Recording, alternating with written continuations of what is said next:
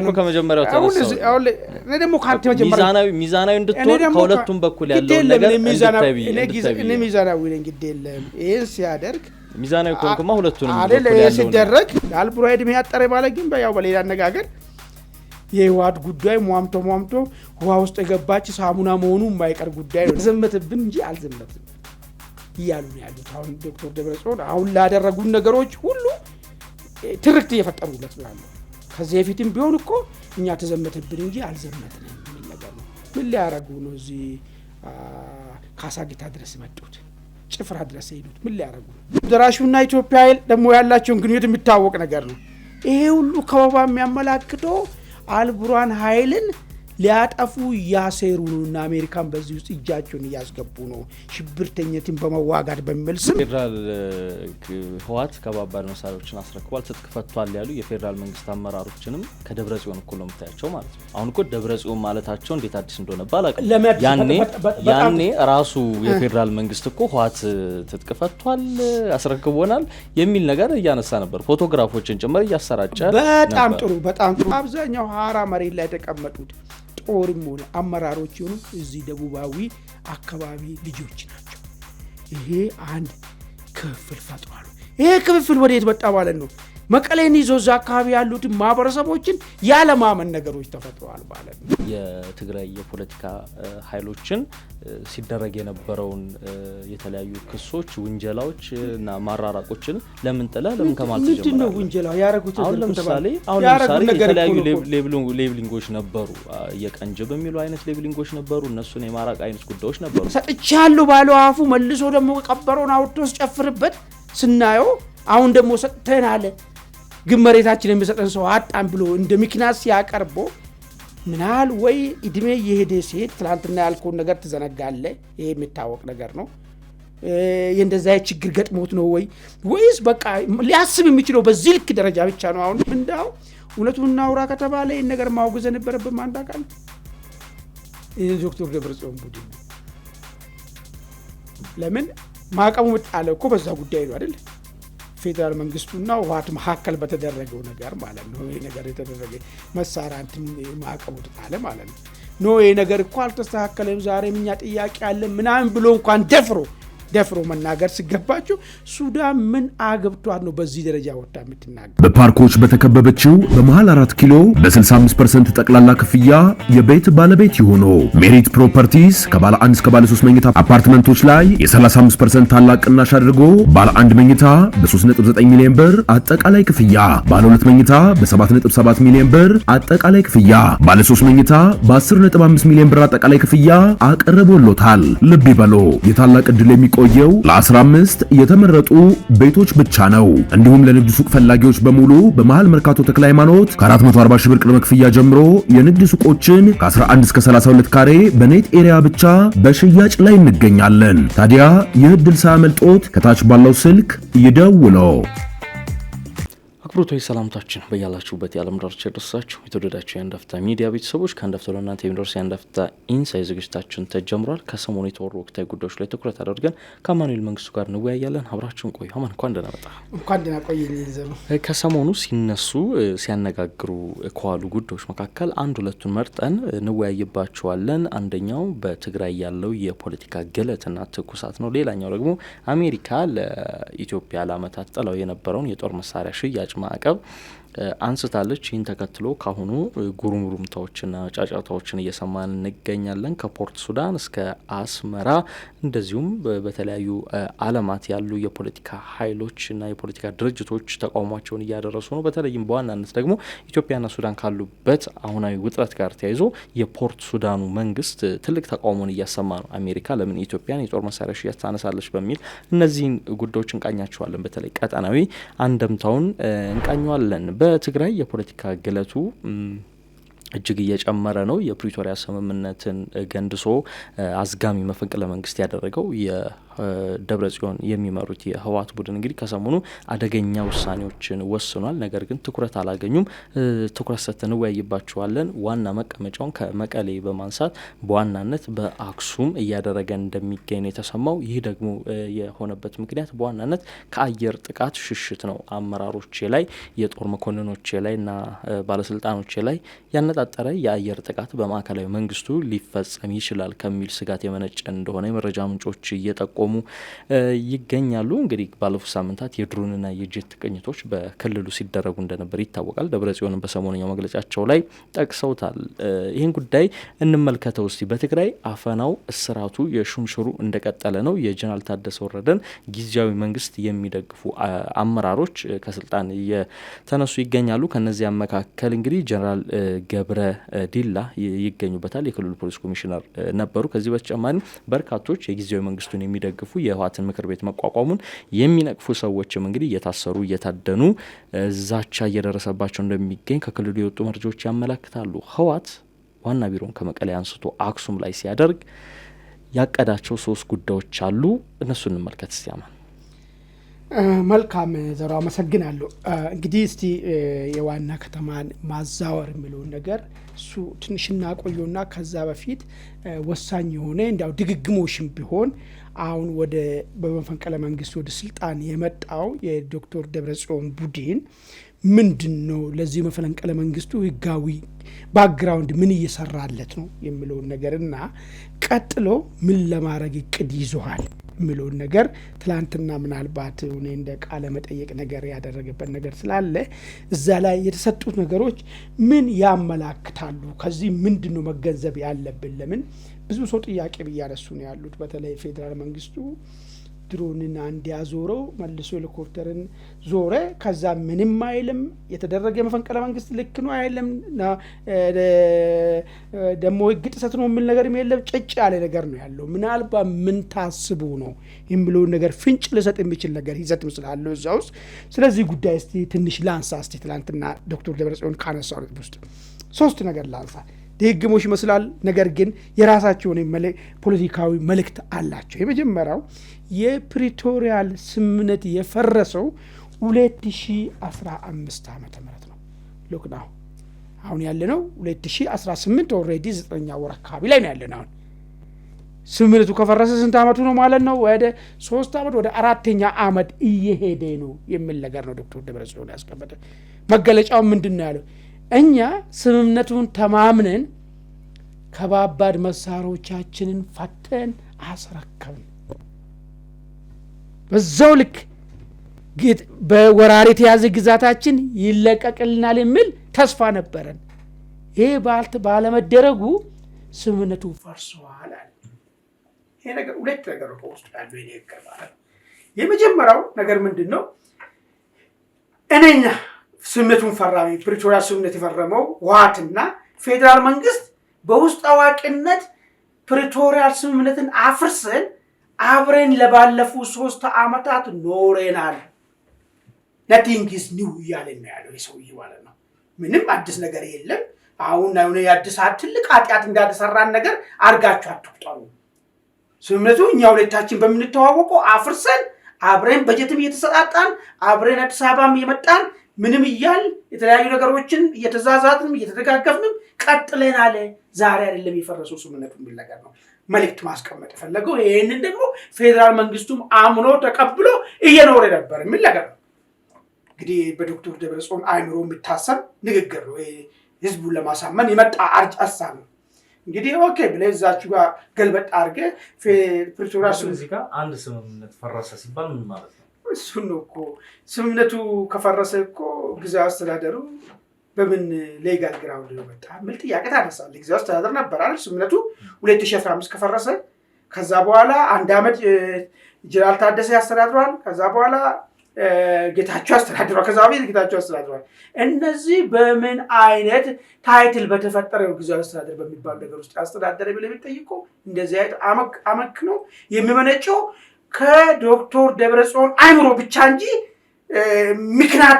በምክንያታዊ ከሚያስብ ሰው አይምሮ ውስጥ ሊወጣ የማይችል ነገር ስለሆነ ምናልባት የሰውየውን እንትናቸውን የማረዳት እንትናቸውና ከሳቸው ጎን ያሉ ሰርክሉ ነገሮችን ለማሳመን የሚያቀርበውን አርጊውመንት ምን ያህል ውዳቂ መሆኑን የሚተረዳበት ነገር ነው ማለት ነው። አው እዚህ ጋር ግን ላቋርጥና ምናልባት አሁን ንግግሩን አጠቃላይ ህወሓት ባለፉት አመታት በቅርብ ሳምንታትም ካወጣቸው አጠቃላይ መግለጫዎች አንፃር ማየት ተገቢ ይመስለኛል። እና አንተ ከተረዳው በተቃራኒ ነው የተረዳውት። ምክንያቱም አሁን ቢያንስ ህወሓት እስከ በተደጋጋሚ ያው በተግባር ሌላ ነገር ይፈጽም እንጂ ቢያንስ ባፉ የፕሪቶሪያ ስምምነት ይከበር እየተጣሰ ነው የሚል ነገር አንስቷል። ደብረጽዮን 2015 ላይ ነው ስምምነቱ የፈረሰው ሲሉ ስምምነቱ የተጣሰው መጣስ የጀመረው ከዚያ ጊዜ አንስቶ ነው፣ ከዚያ ጊዜ አንስቶ እየተከበረ አልነበረም የሚል ነገር ለማንሳት አስበው ነው የሚመስለኝ እንጂ አሁን ከዛ ጊዜ ፈረሰ በተደጋጋሚ እኮ ፕሪቶሪያ ይከበር የሚል ነገር በተደጋጋሚ በቅርቡም ሲያነሱ እንደነበር እናስታውሳለን። እሱ ፈረሰና ተጣሰ ሌላ ነገር ነው የሚሆነው፣ ወይ አስተካክለ እንረዳላቸው፣ እሱ ሌላ ጥያቄ ነው። ነገር ግን ሰውየው አሁን ይሄን ሐሳብ ለዛም ነው ጉዳዩንም እንዳነሳ ፈለኩበት ምክንያት ማለት ነው። አሁን ለማፍረሳቸው ተጠያቂነት እንደሚመጣ ሲያውቁና ብዙ ጋር ከብዙ በራሳቸው ደጋፊዎች አካባቢ አይ ነው ያፈረሰው አንድ አካል አይደለም የራሳቸው ደጋፊ ጋር ይሄ ነገር ትክክል አይደለም፣ በስምምነቱ ማዕቀፍ ውስጥ ነው መጓዝ ያለብን፣ ሚኒመም ማዕቀፉ እንዳለ መሆን አለበት የሚል ትችት ከራሳቸው ሰዎች ከነሱ ውጭ ያሉን አይደለም። እነሱ ውጭ ያለው ብዙ እንትን ያነሳል። የራሳቸው ሰዎችና አብረን እንሞታለን አብረን እናሸንፋለን የሚሉ ሰዎቹ ጋር ራሱ ጥያቄ ሆኖ ሲፈጠር ስጋት ፈጠረ። ስጋት ሲፈጥር ኦኬ አይ ነገር እኮ ተፈጠረው ዛሬ አይደለም፣ መሳራችን አስረክበን ግዛታችን መለስልናል ብለን ስጠብቅ ግዛታችን አልተመለሰልን። ለዛ ነው በኋላም ሊመጣል ብያልኩ መሳሪያ የሚለው ራሱ ማለት ነው። እንግዲህ ለዛ ነው እንደዚህ ለማሰብ ዶክተር ደብረጽዮን መሆን ነው የምፈልገው። መሳሪያ አስረክብ ያለው ብላ አስር የሆነ ያረጂ መሳሪያ አስረክበ ልክ ጦርነት ሲመጣ ጉድጓድ እየቆፈርክ መሳሪያ ባሳየ አሁን ደግሞ ተጨንቄ ደግሞ መጣ 2015 ነው የፈረሰው። ያነኛ እኮ መሳሪያችን አስረክበን ግዛታችን ስንጠይቅ የሚሰጠን ሰው አጣን የሚሰማን ሰው አጣን ብለህ ስትናገር ማለት እንደዚህ ለመሆን ብቸኛ እነሱ ሰዎች በሆን ብቻ ነው የምጠይቀው እንጂ ሌላ ሰው እንደዚህ የተምታታ ነገር ውስጥ አይገባም።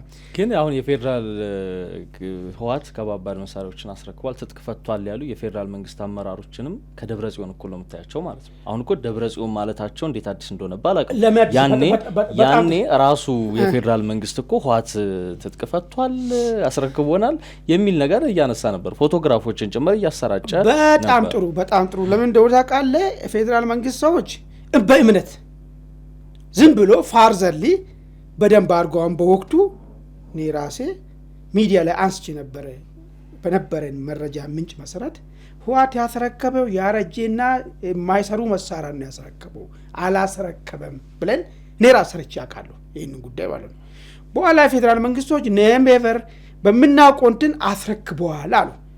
ምንድን ነው ብሎ ሲያነሱ በኋላ እነሱ ማሳቢያ ሰጡ እኮ አመን በቃ የጦርነት አክታ እንዲያከትም እኛ ብቻ ሳይሆን እነሱም እንደፈለጉና በሰላም ጉዳዩን ለመቋጨት ዝግጁ መሆናቸውን ስላመን የሰጡን ትክክል ነው ብለን ሌሎች እየተቹ ራሱ አልተቀበልንም ነበር አሉ። አንተ እኮ እያልካለሁ በሁለቱ ኃይሎች መካከል እኮ ገና መተማመን እንኳን ባልተፈጠረበት ሁኔታ ነው ተማምኗል እያልካለሁ። እኔ እያልኳለሁ የእነሱን ቨርሽን ነው እየነገርኳለሁ። እኔም ቨርሽን ነገርኩ። እኔ ቨርሽን በወቅቱ ህወሓት አልሰጠም መሳሪያ ደብቋል የሚል እኔ በፊት ነበርኩ በሚዲያ ላይ ወደ ኋላ መመለስ ማየት ትችላለህ። ይሄን አንስቻለሁ። ሌሎች ሰዎችም አንስተዋል ይሄን ጉዳይ መሳሪያው እንዳልተሰከተ። ይሄን ስንል ግን ከመንግስት አካባቢ ምንድነው ያለው? የለም ተቀብለናል የሚል ነገር አመጡ። በኋላ ውሎ አድሮ ደግሞ የደበቃችሁትን የቀበራችሁትን ስሉ ሰማን። ጥሩ ያረፈደን ቢሆን እውነቱን እንደተረዱ ተረዳንኛ ማለት ነው። ነገር ግን ዶክተር ደብረጽዮን ራሱ ነው እኮ ቀባሪው እኮ። አሁን እዚህ ያለው ፊልድ ማርሻል ቢሆን ወይ አንድ የብልጽግና ባልጣም ቢሆን አመንኩ ሊል ነው። ያኛው ሰውዬ ግን ራሱ ነው እኮ ሄዶ ግማሹን የቀበረው ግማሹን አውጥቶ የሰጠ። እንዲህ ያለ ሰውዬ ሰጥቻለሁ ባለው አፉ መልሶ ደግሞ የቀበረውን አውጥቶ ሲጨፍርበት ስናየው አሁን ደግሞ ሰጥተን አለ ግን መሬታችን የሚሰጠን ሰው አጣን ብሎ እንደ ምክንያት ሲያቀርቦ ምናል ወይ እድሜ እየሄደ ሲሄድ ትላንትና ያልከውን ነገር ትዘነጋለህ። ይሄ የሚታወቅ ነገር ነው። የእንደዛ ችግር ገጥሞት ነው ወይስ በቃ ሊያስብ የሚችለው በዚህ ልክ ደረጃ ብቻ ነው? አሁን ይሄን መግለጫ የሚሰማ ሰው ይታለልልኛል ይረዳኛል ብሎ ነው ወይስ ይንቀኛል ከሚል አንፃር ነው እንዴት እንደሆነ ራሱ ግራ ገባኝ። ለምን ይሄ ሰውዬ ትልቅ ሰው ነው፣ ክልልም አንድ ክልል ይመራሉ ብሎ ይመጣ ነው። የፖለቲካ ኃይሎች ከጀርባው አሉ። እነዛ ሰዎችም የቶኪንግ ፖይንት እኮ ወጣላል እኮ በዚህ ጉዳይ ላይ እንድትነጋገር ምናምን ተብለ ማለት ነው። ይሄ ራሱ እንዴት ነው ልናታልል ወይ ትንሽ በሚመስለው መንገድ እናጨርብር ብሎ ማሰብ አቅቷቸዋል ወይ ሰዎቹ አቁሟል ወይ ማሰብ የሚል ነገር ጥያቄ እንድታነሳ ነው የሚያደርግ ነገር ማለት። ለምን ራሳቸው ነው ቀበሩት፣ ራሳቸው ናቸው ግማሹን ብቻ አውጥቶ የሰጡት፣ ራሳቸው ብቻ ናቸው። ዛሬ ደግሞ መጥቶ መሳሪያችን አስረክበን የሚሰማን አጣን፣ ያኔ ነው ድርድሩ የፈረሰው የሚል ነገር ያነሱባል። ይሄ በጣም የሚጋጭ ነገር ስለሆነ መጋጨት ብቻ ሳይሆን ምንም ተያያዥነትና እንትን የሌለው አስተሳሰብ ላይ እንዳሉ የሚያመላክት ነው። ይሄ ለዛ ነው ከመግለጫው ማንሳት ፈለኩ። ሁለተኛ ከመግለጫው ውስጥ የተነሳው ተዘመተብን እንጂ አልዘመትንም የሚል ነገርም ደግሞ ናሬቲቭ ተፈጥሯል። ተዘመተብን እንጂ አልዘመትንም። እነሱ ምን ሊያረጉ ነው ደብረ ብርሃን ድረስ መጡት? ተዘመተብን እንጂ አልዘመትንም እያሉ ነው ያሉት። አሁን ዶክተር ደብረጽዮን አሁን ላደረጉን ነገሮች ሁሉ ትርክት እየፈጠሩለት ነው ያለው። ከዚህ በፊትም ቢሆን እኮ እኛ ተዘመተብን እንጂ አልዘመትንም ምን ነገር ነው? ምን ሊያረጉ ነው እዚህ ካሳጊታ ድረስ መጡት? ጭፍራ ድረስ ሄዱት ምን ሊያረጉ ነው? ለምን ከመሀል ትጀምራለህ? ምን ካሳጊታ የደብረ ብርሃን ጉዳይ እኮ መሀል ላይ እየተከሰተ ነው አይደለ? ከዛ አስቀድሞ ግን ከ2010 ለውጥ የሚባለው ነገር ከመጣ ጀምሮ ግን የትግራይ የፖለቲካ ኃይሎችን ሲደረግ የነበረውን የተለያዩ ክሶች፣ ውንጀላዎች እና ማራራቆችን ለምን ጥለ ለምን ከመሀል ትጀምራለህ? ምንድነው ውንጀላው ያረጉት? አሁን ለምሳሌ የተለያዩ ሌብሊንጎች ነበሩ፣ የቀንጅብ የሚሉ አይነት ሌብሊንጎች ነበሩ፣ እነሱን የማራቅ አይነት ጉዳዮች ነበሩና ክልሉንም እንደተከበበ አይነት ስሜት ልክ መለስ ዜናዊ ኤርትራን እንደተከበበች አይነት ስሜት እንዲሰማት የየመን ፎረም እንደመሰረተው አይነት እኮ ከኤርትራም ከሶማሊያም ከዚህ ከአማራዎች ከአፋርም ጋር በመሆን እኮ የከበበ አይነት ስሜት እንዲሰማት ተደርጓል። ምናልባትም ከመሀላት ጀምርም ያልኩ ከነን ለማንሳት አንደኛ ደረጃ ወንጀለኛ አምጡ ሲባሉ ወንጀለኛ ማምጣት ፍቃደኛ ያለው ተባባሪ ያለው ክልሉ ነው። ጌታቸው አሰፋን ፌደራል መንግስት ይፈልጋል አቅርብ ሲባል አንሰጥም ያለው ማን ነው? አንድ ሁለተኛ ሰሜን ዕዝ የሀገሪቱ ሀብት የሆነው የትግራይ ሀብት ብቻ አይደለም፣ የሙሉ ኢትዮጵያኖች ሀብት ነው። ያ መከላከያ ኢትዮጵያ መከላከያ የትግራይ መከላከያ አይደለም። ትጥቁን ይዞ ሲወጣ ስለ እናቶችና ሴቶች ህጻናቶችን መንገድ ላይ አንጥፎ አይወጣም ያለው ማን ነው? አሁን ስለ ከበባ ስለምን ስታወራ ቀድሞ ምንድነው ተደረገ የሚለው ነገር ቀድሞ ነው የተደረገው። ቀድሞ ምን አመጣ እሱ ነው የተደረገው። ከዛ በኋላ የመጡ ክስተቶች ካልከኝ ሁሉንም ነገር ወደ ኋላ ተልኮ ነው ዝርዝር ውስጥ ሲገባ ነው እኮ ከመጀመሪያው ተነሳው። አሁን እኔ ደግሞ ካንተ መጀመሪያው ሚዛናዊ እንድትሆን ከሁለቱም በኩል ያለው ነገር እኔ ሚዛናዊ ነኝ ግድ የለም። ይሄን ሲያደርግ ሚዛናዊ ኮንኩማ ሁለቱንም አይደል ሲደረግ አይ የለም የሚለውን አይወጣም አንሰጥም እስከምን ድረስ ፌደራል መንግስት ለሰሜን ዕዝ መሪ ሾሞ ስልክ አንቀበልም ብሎ ከአየር መንገድ የመለሰው ማን ነው? ይሄ ሁሉ ነገሮች ናቸው። ከዚህ በኋላ ነው ከበባም ጦርነቱም የፈነዳው ነገር ማለት ነው። ይሄን ሁሉ ሲያረግ የነበረ አካል ኖ ህግና ስርዓት መከበር አለበት። ይሄ የወንጀለኛ መመሸጊያ የሆነ ክልል አይደለም። ይሄ ቴሪቶሪ ውስጥ ያለ ኢትዮጵያ ግዛት ውስጥ ያለ ስለሆነ ኢትዮጵያ ፌደራል መንግስት የሚያስተዳድረው ቦታ ነው። ይሄ ሁሉ ተቀረረ። ከዚህ አልፎ እንደ አንድ ድርጅት ብሎ አብሮ ለውጥ አመጣን ብሎ አብሮ መሪ መረጥን ብሎ አብሮ ድርጅት አፈረስን ብሎ ብልጽግና የሚባል ድርጅት ሲመሰረት የለንበትም አንገባም አሉ። ይሄ ሁሉ ነገሮች እንግዲህ ይቀጥላሉ፣ ነገሮች ተያይዘው ማለት ነው። ከዛ በኋላ ግን ሰሜን ዕዝ ላይ ጉዳይ ተፈጠረ፣ ጦርነቱ ተካሄደ እንበል። ትግራይን እስቲ ለቀን ውጣ ሲባል ምን ሊያረጉ ነው ደሱ መጡት የሚለው ጥያቄ ስታይ ተዘመተብን እንጂ አልዘመትንም የሚለው ነገር እዚህ የተመጣው ምን ሊሆን ነው የሚለው ነገር አሁንም እንደዛ አድርጎ ለማሰብ ደብረጽዮን መሆን ያስፈልጋል ያልኩ ለዛ ነው። በሶስተኛ ደረጃ የተነሳ ነገር ምርጫ ማካሄድ እንፈልጋለን የሚል ነገር አነሱ። ለምርጫ በጣም ተገኘ በምርጫ እንደሚያምኑ ምናምን ተናገረ ዶክተር ደብረጽዮን። ነገር ግን 40% የትግራይ ግዛት በወራሪ ተይዞ ባለበት ሰዓት ላይ ምን አይነት ምርጫ ነው የምናካሄደው? ይሄ ነገ ማለት ነው የዚህን መፋለሻ ነገር እንሰማለን። አንደኛ ደረጃ እውነት ስለ ምርጫ የምታምን ከሆነ ፈርመ የመጣው አወዛጋቢ የሆነው በአወዛጋቢነቱ ፍትሁት የተባሉት በህገ መንግስቱ ፍትሁ ተባለ። ምርጫ በዚህ በኩልም አልተካሄደበትም ማለት ወልቃይት ላይ ማለት አሁን እየተካሄደ አይደለም ምርጫ። እዚህ በኩልም አልተካሄደም። ቀሪው ቦታ ላይ ግን አማራ ክልል ምርጫ ያካሂዳል። ትግራይ ክልል ምርጫ ለምንድን ነው የማያካሂደው? ቀሪው ቦታ ላይ በምርጫ የሚያምን ከሆነ 60% የትግራይ ህዝብስ ያለ ውክልና እንዲኖር ማን ፈቀደ? ይህንንም እንደዚህ ሆኖ ለማሰብ የግድነ ሞንጆሪኖ መሆን ነው የሚጠይቀው ነገር ማለት ነው። ለ40% ብለ 60% ያለ ውክልና በባርነት እንዲኖር መፍቀድ ማለት ነው። ባልመረጠ ሰው እንዲተዳደር ይህን እንኳን ገልብጦ ማሰብ የማይችሉ ሰዎች ናቸው ማለት ነው። ይሄ ሁኔታዎቹን ለሚቀጥለው ለሚሄዱበት መንገድ መደላደል አስቀመጡና ለዚህ ለጦርነት እንግዲህ አማራጫችን ሆኗል። እነዚህን ነገሮችን ለማስፈጸም እንትኑን አካሂደናል። ምንድነው ስሙ መፈንቅሉ አካሂደናል። ከዛ በኋላ ያሉትን ነገሮች ደግሞ ምን እናርግ የሚለው ጉዳይ ላይ ለጦርነቱ ሰበብ ሲፈጥሩ ምንድነው ያለው ድሮንና ጦር ጄቶቹ ስራቸውን ጀምረዋል የሚል ነገር ነው ያነሱት። ያው በፊት ጦርነት ጊዜ ድሮን መንግስት ይጠቀማል፣ መሳሪያ ይጠቀማል፣ በዚህም ያለው ሁሉም ባለው ይገባላል። አሁን ስራቸውን ጀምረዋል። ይሄ ማለት የተፈለገው ጦርነቱ ኦልሬዲ ጀምረዋል የሚል ነገር ነው። ሜሴጅ ማስተላለፍ ፈለጉት ማለት ነው። እንግዲህ ከለዚህ ሲባል ምን እናርግ በሚለው ጉዳይ ላይ ግዛታችን ማስመለስ የለውናችን ጉዳይ ነው የሚለው ነገር አንስተዋል። ጦርነቱ ጀምረዋል።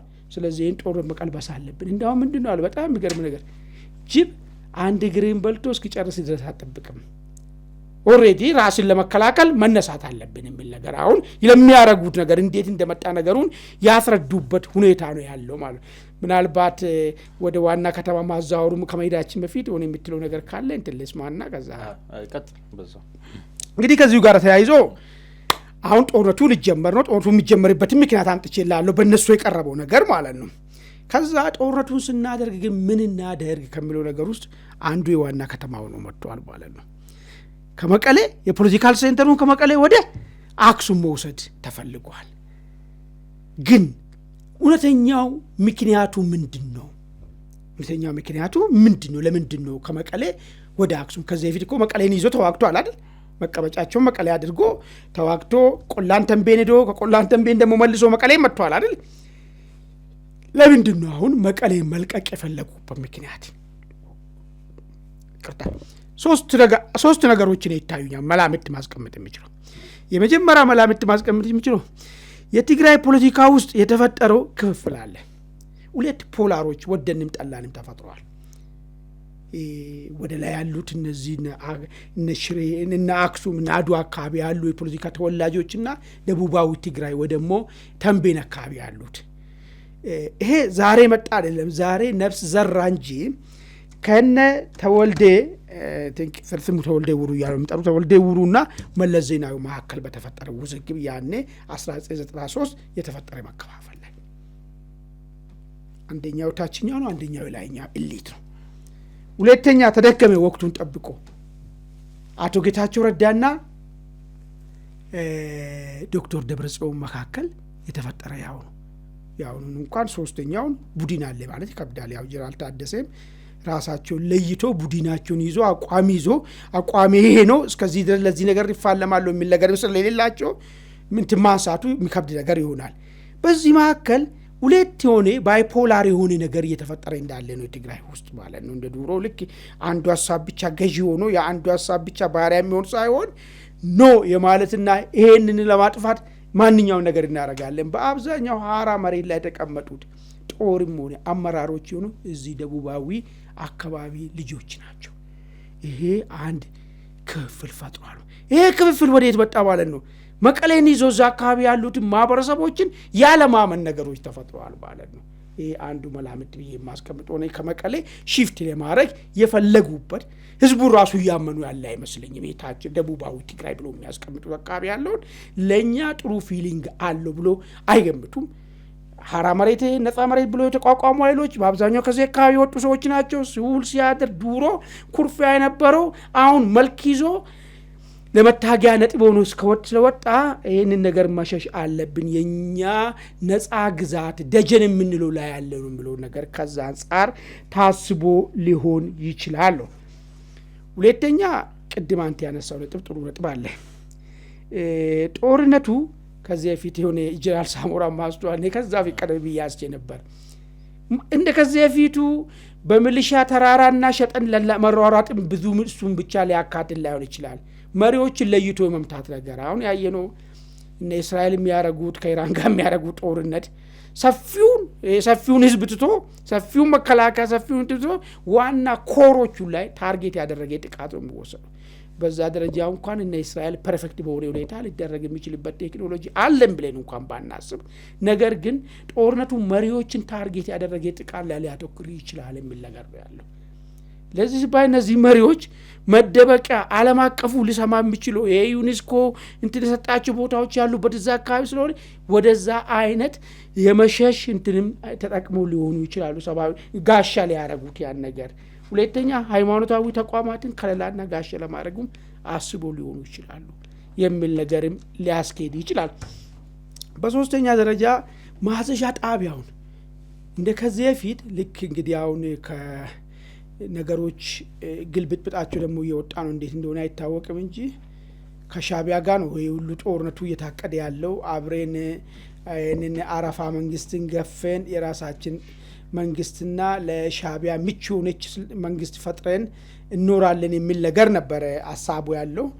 ለዚህ ሲባል ምናልባት ኢንኬዝ እንኳን ይሄ ያሰብነው ነገር ቢቀለበስ ማዘዣ ጣቢያውን ምንም ማብራትም ኢንተርኔትም የሌለበት ልክ ያኔ እነ ዶክተር ደብረጽዮን ከዘራ ይዞ አንድ የሆነ የእንትና ገጠር ገበሬ መስሎ እንደሄደው እንደዛ አይነት ዳግም እንዳይመጣ መሸሻችን ወደ ላይ ወደ ኤሪትሪያ የምናረግበት ሁኔታዎችን ማዘዣ ጣቢያን እንኳን ሺፍት አድርገን መኖር የምንችልበት ሁኔታ ሊኖር ይገባል። ይሄ ሊቃኑ እንዳይበታተንና ያኔ የገጠመን ነገር እንዳይደግመን የኮሙኒኬሽን ፕሮብሌም እንዳይገጥመን መቋቋሚያ ይሆንናል ከሚል አንጻርም ሊሆን ይችላል ወደ ኋላ ያፈገፈጉ ብዬ እነዚህ ሶስት መላምቶች ይታዩኛል። አዎ ጥሩ። እንግዲህ ምን አስበው ነው ወደዛ እያዛወሩ ያሉት እቅዳቸው የሚለው ነገር እንግዲህ አንተ ካነሳቸው አንጻር ነው እየታየ ያለው። ምናልባትም ደግሞ በቀጣይ ሳምንታት ደግሞ የሚጠበቁ ጉልህ ውሳኔዎች እንዳሉ እየተዘገበ ይገኛል። ከዚህ በተጨማሪም በሽሬ ወደ ሽራሮ አቅጣጫ፣ በዚህ ወደ ወልቃይት፣ ወደ አላማጣ እንደዚሁም ደግሞ ወደ ጠለምት አካባቢ እንግዲህ የጦር ኃይላቸውን እያስጠጉ እና እያንቀሳቀሱ እንደሚገኝ መረጃዎች ያመላክታሉ። ከዚህ በተጨማሪም ወደ ሱዳን የራሳቸውን ታጣቂዎች በማሻገር እንግዲህ ከአርሚ ሰባ ጋር ለማቀላቀል እንቅስቃሴዎች እንዳሉ ከየአካባቢው የሚደርሱ መረጃዎች ያመላክታሉ። የቀጣውን አጀንዳ እስቲ በመጠኑ እንመልከተው። የአሜሪካ የኢትዮጵያ መንግስት ላይ ለአመታት ጠላው የነበረውን የጦር መሳሪያ ሽያጭ ማዕቀብ በዚህ ሳምንት አንስታለች። እነ ዶክተር ጌዲዮን ጢሞቴዎስ፣ አምባሳደር ሬድዋን ሁሴን አሜሪካ ነበሩ። ዋሽንግተን ከነ ማሳድ ፕሉስ ከነ ማርኮ ሮቢዮ ጋር ከመሳሰሉ ከአሜሪካ ቁልፍ ሚኒስቴሮች ጋር ተገናኝተዋል። ከዚያ በኋላ ነው እንግዲህ የኢትዮጵያ ላይ የተጣለው ማዕቀብ መነሳቱ እየተዘገበው። ይህ ግን ብዙ ጫጫታዎችን፣ ተቃውሞችን አስነስቷል። በተለይም በሱዳን ፖለቲከኞችና ኃይሎች በኩል ሱዳን ስንል እንግዲህ ለሁለት አሁን ላይ ካለችበት መሰንጠቅ አንጻር የፖርት ሱዳን የፖለቲከኞች ወይም የፖርት ሱዳን መንግስት ደጋፊ የሆኑ አካላት እንግዲህ ይህንን ሳንክሽን መነሳት እንግዲህ እየተቃወሙት ነው የሚገኘው። እሱ እንመልከተው። መልካም እንግዲህ አሁን የአሜሪካ መንግስት በተለይ ከኢራኑ ጦርነት በኋላ አዳዲስ ነገሮችን ነው ይዞ እየመጣ ያለው። የአዳዲስ ነገሮች ደግሞ ብዙ ውዝግቦችን እያስነሱ ነው ያለው። ከነዛ ውስጥ አንዱ አሜሪካ በኢትዮጵያ ላይ ያው የሰሜን ጦርነቱ ጊዜ በጆ ባይደን ዘመን የጣለችው የጦር መሳሪያን ከአሜሪካ መግዛት አቺ የሚል ማዕቀብ አንዱ ነበር። ልክ እንደምታስታውሰው አጓን ጭምር ማለት ነው። አሁን ተለይቶ ይሄን የጦር መሳሪያ ጉዳይ ተነሳ። ማዕቀብ ጦር መሳሪያ ጉዳይ ሲነሳ ባለፈ አንስተናል። የሴኩሪቲ ጉዳይም አብሮ አሜሪካና ኢትዮጵያ የዚህ የቀጠናው ላይ የሽብርተኝነትን መዋጋት ላይ ብዙ ዘመን አብሮ ትብብር እንዳላቸው ይህ ነገር ተጠናክሮ ለመቀጠል የታሰበ ነገር መሆኑም ተቀርበዋል። ሌላው የማሪታይም አንዳንድ እንግዲህ እንደሚታወቅ እዚህ ቀይ ባህር አካባቢ እነዚህ ባህር ላይ ሽፍቶችም እያቆጠቆጡ ነው ያሉት። እነሱ ነገር እየመጣ ነው።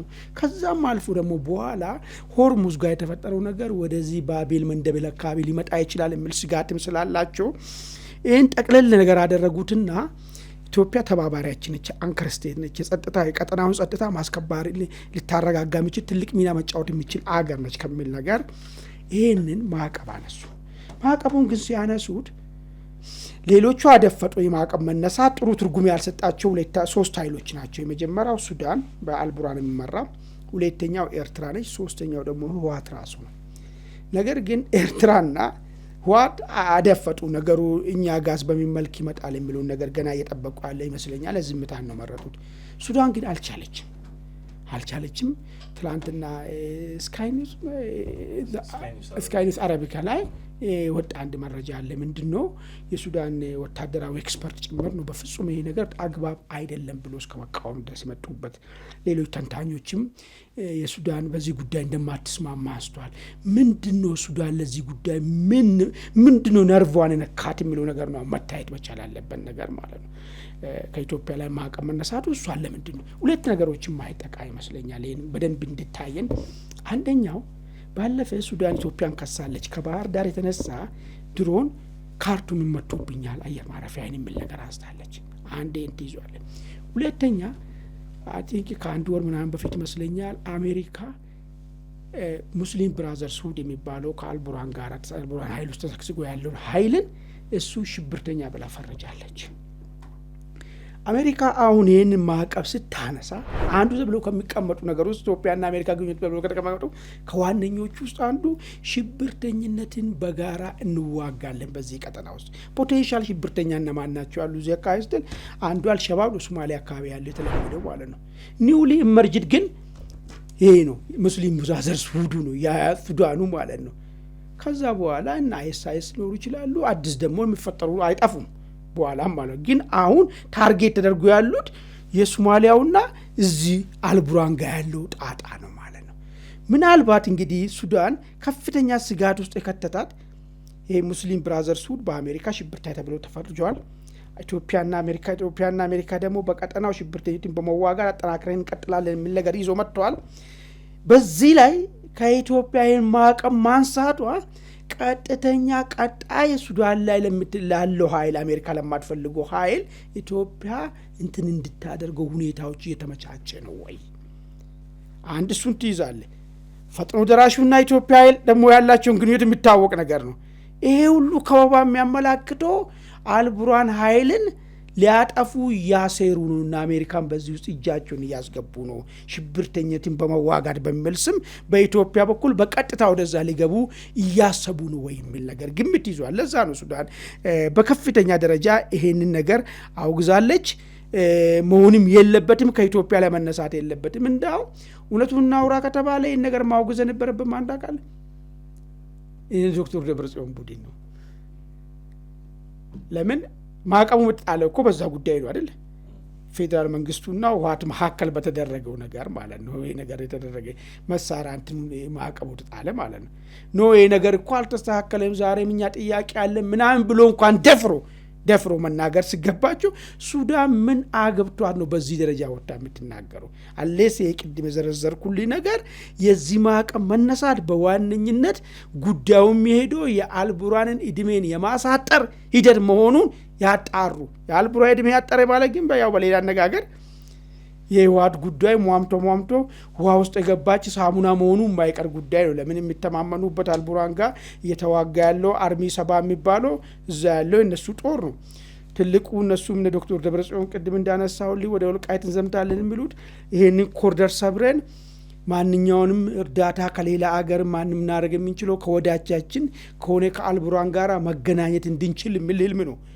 ግን ዋናው እዛ ያለው እንገናኘዋለን ዋናው እዛ ያለው ከሱ ብድርም እርዳታ ማንኛውም ነገር እናገኛለን ብሎ ያሰቡት ኃይል በዚህ ደረጃ ጥርስ ውስጥ መግባቱ ግን አስደንጋጭ መርዶ ነው ማለት ለነሱ አደገኛ መርዶ ከዛ አንፃር ነው አይ ቲንክ ሰዓት የለንም እንጂ ኤርትራና ህወሓትን ከዚሁ ጋር ያይዘን ማየት የሚቻልበት ሁኔታ ነው አይ ቲንክ ሰፊ ነው ራሱን በቻለ ሊታይ የሚችል ጉዳይ ነው ኤርትራ ከአሜሪካ ጋር የጀመሩት አዲስ የግንኙነት መሻሻል ጉዳይ እንግዲህ ከቲፒኤልኤፍም ከውስጥ ካሉ የፖለቲካ ኃይሎችም ከቀጠናውም ከሱዳን ጋር በተያያዘ እንግዲህ በሰፋ ባለ መልኩ ሊታይ የሚችል ነው ከሰሞኑ ግን አፍሪካን ኮንፊደንሻል የተባለ ድረገጽ በጉዳዩ ላይ ሰፊ ሪፖርትን ይዞ ወጥቷል ምናልባት ተመልካቾቻችንም እስከዛ ያንን እያነበቡ መቆየት ይችላሉ የዛሬውን ዜና እንቋጫለን የተወዳጁ ተመልካቾቻችን እንግዲህ የዛሬው ዝግጅታችን ይህን ምስል ነበር አብራችሁን ስለቆያችሁ እናመሰግናለን መልካም ቆይታ